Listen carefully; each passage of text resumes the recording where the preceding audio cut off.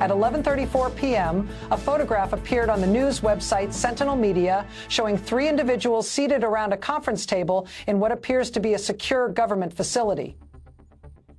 The image metadata indicated it was captured at 3:47 p.m. earlier that day.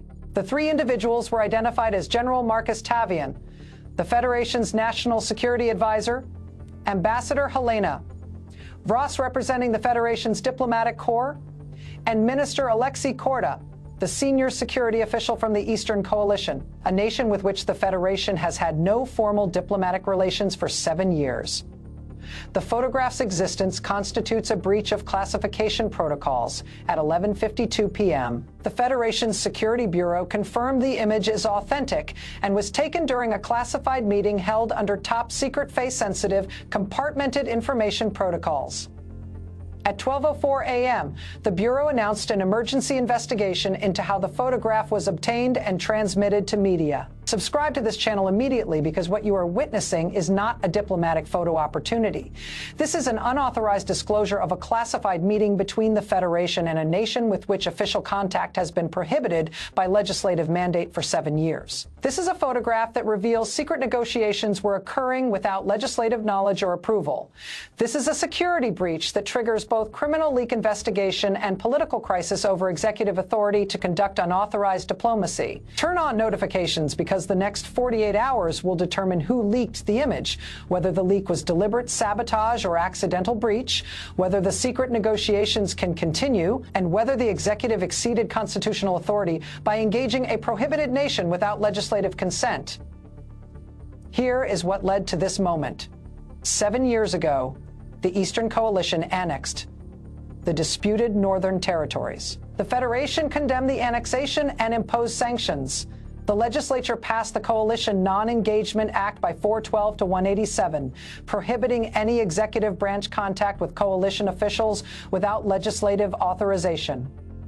For 7 years, no official meetings occurred, but here is where it shifted.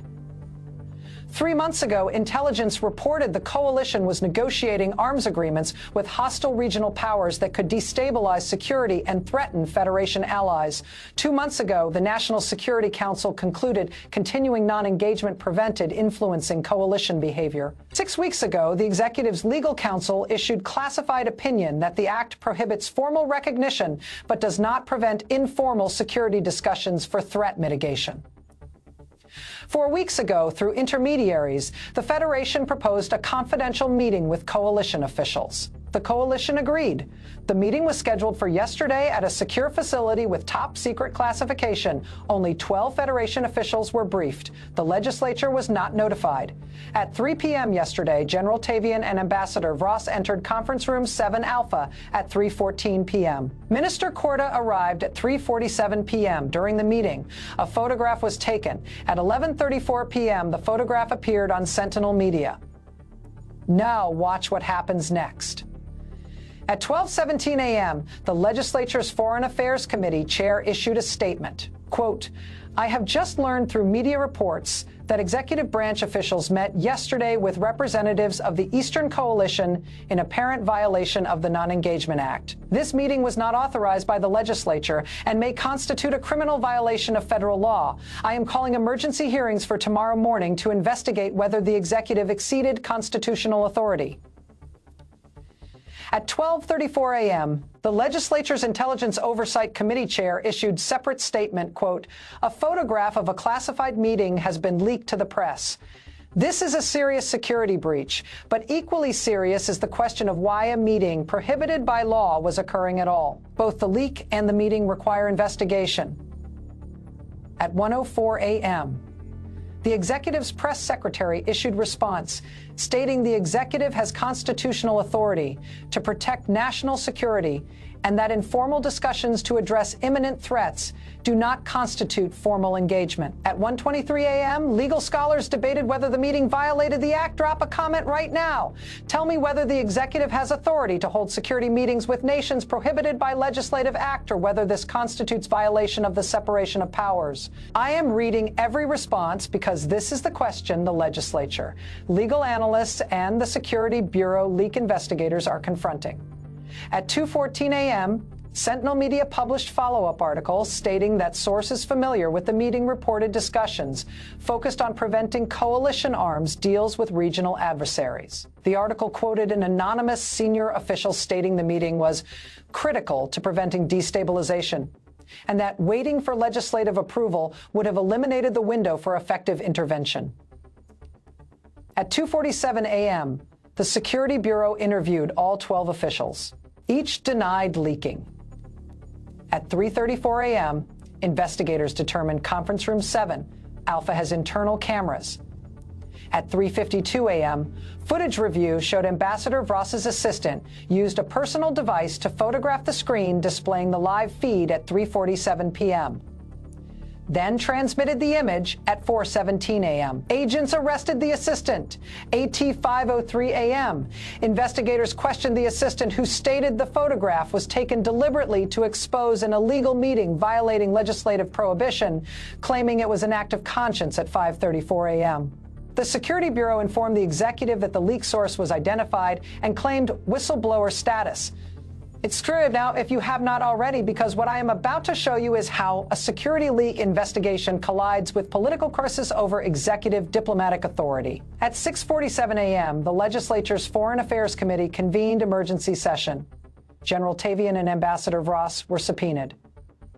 At 8:14 a.m., Tavian testified he participated in informal security discussion authorized by the executive to address imminent threats. When asked about the Non-Engagement Act, it stated legal counsel advised the act does not prohibit security information exchange necessary to protect national interests. At 8:47 a.m., Ross testified the meeting was intelligence sharing, not diplomatic negotiation, with no agreements reached.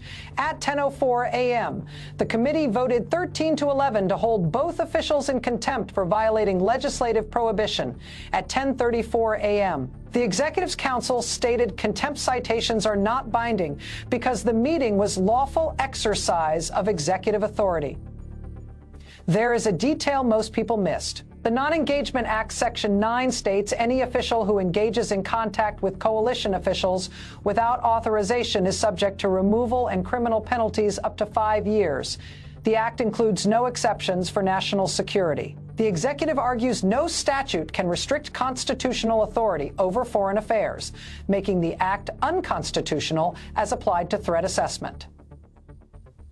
At 11:17 a.m., the Justice Department announced the assistant will be charged with unauthorized disclosure carrying up to 10 years. The assistant's attorney stated this qualifies as whistleblowing because it revealed illegal government activity. At 11:52 a.m., whistleblower organizations supported the assistant's actions. At 12:34 p.m., the Eastern Coalition's foreign ministry stated the meeting was arranged at Federation request to discuss mutual security concerns and express concern that internal political disputes are interfering with productive security dialogue. At 1:47 p.m., the legislature's leadership announced that a resolution will be introduced tomorrow to formally censure the executive for violating the Non-Engagement Act and to demand cessation of all unauthorized contact with coalition officials. The resolution will also call for criminal referral of General Tavian and Ambassador Vross to the Justice Department.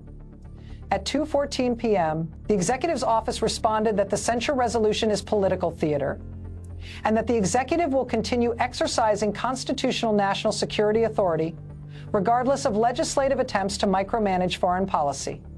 AT 3:04 p.m. The Security Bureau completed preliminary investigation, concluding the assistant acted alone. The leak was deliberate to expose believed illegal activity, and the photograph itself does not contain classified information beyond the meeting's occurrence. At 3:34 p.m., legal analysts debated whether leaking a meeting's existence constitutes classified disclosure. Here are the indicators we are watching.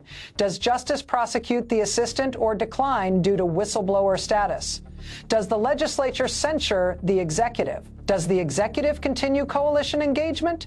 Do courts resolve the constitutional dispute? Does the coalition withdraw from discussions? Do additional leaks occur? Here are the three scenarios. Scenario 1, the executive retreats, facing legislative censure, potential criminal referrals, and political crisis. The executive suspends contact with the coalition and agrees to seek legislative authorization before future engagement. The assistant is not prosecuted given whistleblower claim. The photograph leak successfully derailed unauthorized negotiations. Legislative authority over foreign engagement is reaffirmed. This is the legislative supremacy scenario. Scenario 2, the executive persists and courts validate executive authority. The executive continues coalition engagement, arguing constitutional necessity. The legislature censures but cannot prevent contact. The case reaches the Supreme Tribunal, which rules that the Non-Engagement Act unconstitutionally restricts executive national security authority. The executive's position is vindicated. The assistant is prosecuted for leak. This is the executive supremacy scenario. Scenario 3, stalemate and fragmentation. The executive continues some contact with the coalition, but limits scope to avoid additional legislative confrontation. The legislature censures but does not pursue criminal referrals. The assistant's prosecution is delayed indefinitely. The constitutional question remains unresolved. Future executives and legislatures continue battling over engagement authority. This is the unresolved conflict scenario. Classified meeting leaks have occurred multiple times. Usually leaks reveal content. This leak is unusual because it reveals the meeting's existence rather than substance. And the existence itself triggers the crisis. The leak transformed secret negotiations into constitutional confrontation. What I know for certain right now, at 3:47 p.m. yesterday, a classified meeting occurred. At 11:34 p.m., a photograph appeared in media. At 4:17 a.m., the leak source was identified and arrested. At 8:14 a.m., officials confirmed the meeting and defended it as lawful. At 10:04 a.m., the legislature voted contempt citations. At 11:17 a.m., Justice announced charges against the leaker. At 12:34 p.m., the coalition questioned Federation's coherence. At 1:47 p.m., the legislature announced censure resolution. The meeting violated legislative prohibition, but may be protected by executive constitutional authority. The leak was deliberate whistleblower act or criminal disclosure. The constitutional question is unresolved. The question is whether classified meeting exposure constitutes successful accountability or destructive sabotage. At 4:47 p.m., the Federation Security Investigation Archive recorded the following entry: classified image leaked, secure meeting photographed, leak source charged, participants testified, Non-Engagement Act violation alleged, executive constitutional authority claimed, legislative censure pending, negotiation status uncertain, and whether the next entry records executive retreat, judicial vindication, or perpetual constitutional conflict will determine whether unauthorized disclosure strengthens democratic oversight or cripples executive flexibility in managing security threats.